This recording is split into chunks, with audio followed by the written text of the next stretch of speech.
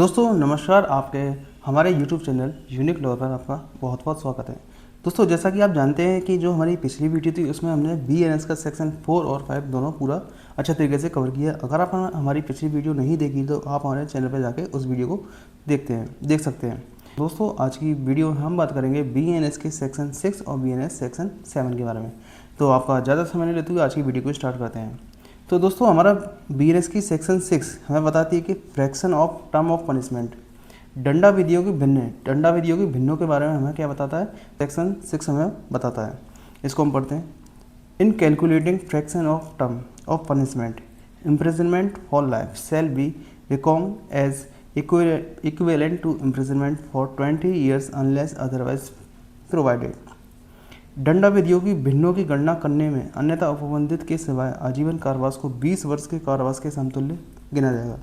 कहने का मतलब ये कह रहे हैं कि अगर किसी व्यक्ति को आजीवन कारावास दिया जाता है, आजीवन कारावास को यह माना जाएगा कि उस व्यक्ति के पूरे संपूर्ण जीवन काल के लिए ही आजीवन कारावास, मतलब उसकी जब तक उसकी ज़िंदगी है तब तक के लिए आजीवन कारावास को माना जाएगा।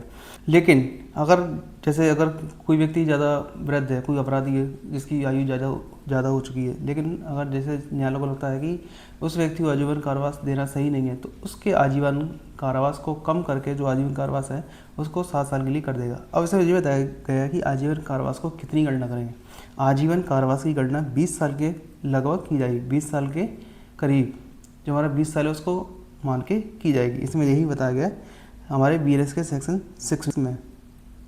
दोस्तों हमारी अगली धारा है BNS का सेक्शन 7, जो हमें बताता है कि sentence may be in certain case of imprisonment Holi और पार्शली रिगरस और सिंपल। दंड आदेश कारावास के कतिपय मामलों में संपूर्ण कारावास या उनका कोई भाग कठिन या सादा हो सकेगा।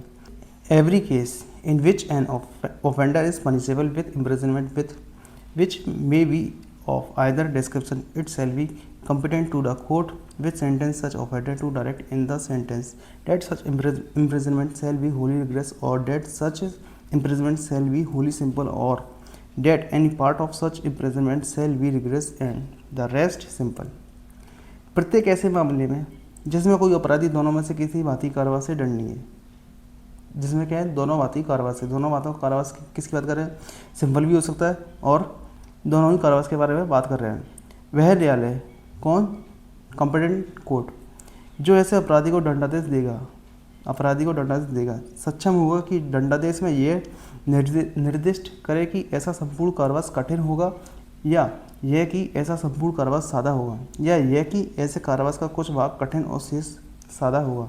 कहने मतलब कि जब न्यायालय किसी व्यक्ति को सजा सुनाता है तो अपने जो जजमेंट है, जो अपना ऑर्डर करता है कि अपराधी को सज़ा सुनाता है, तो उसमें साफ साफ लिखता है कि जो अपराधी है उसको सज़ा कैसे भुगतनी है, मतलब कारावास कैसे भुगतना है। या तो उसको सादा कारावास भुगतना पड़ेगा, जैसे अगर उसके ऑर्डर में सादा लिख दिया जाता है। अगर ये कह देता है कि इसको जो संपूर्ण कारावास है उसको कठिन तरीके से भुगतना पड़ेगा, तो उसको कठिन ही भुगतना पड़ेगा।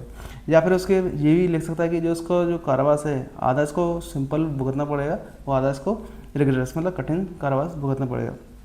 मतलब कि ये कोर्ट अपने जो भी अपना फैसला सुनाता है। तो आपको ये ध्यान रखना है कि जो हमारा सेक्शन 6 है वो हमें आजीवन कारावास की गणना के बारे में बताता है, और जो हमारा सेक्शन 7 वो बताता है कि न्यायालय किसी व्यक्ति के जो अपराधी है उसकी जो दंडादेश देता है उसमें उसको अधिकार है कि उसको जो कारावास है उसको सिंपल या फिर रिगरस कर सके। या तो उस पूरा रिग्रेस कर सकता है या रिग्रेस या पूरा सिंपल कर सकता है, या फिर आधा रिग्रेस या फिर आधा सिंपल कर सकता है। तो यहाँ पे आपको BNS के सेक्शन 6 और 7 में ये ध्यान रखना है। तो दोस्तों आज की हमारी वीडियो यहीं समाप्त होती है कि, और मैं आपको एक चीज़ बता दूं कि अगर आप चाहें तो हमारी जो Instagram ID आप उसको भी फॉलो कर सकते हैं। अगर आपको हमारी चैनल का जो भी PDF है, जो हमारी हम वीडियो बनाते हैं, अगर आपको कोई PDF चाहिए तो आप हमारे टेलीग्राम चैनल को ज्वाइन कर सकते हैं। तो दोस्तों बस आज के लिए इतना ही। आपसे फिर जल्दी मुलाकात होगी हमारे अगले सेक्शन में। तब तक के लिए आपसे विदा लेते हैं। जय हिंद, जय भारत, धन्यवाद।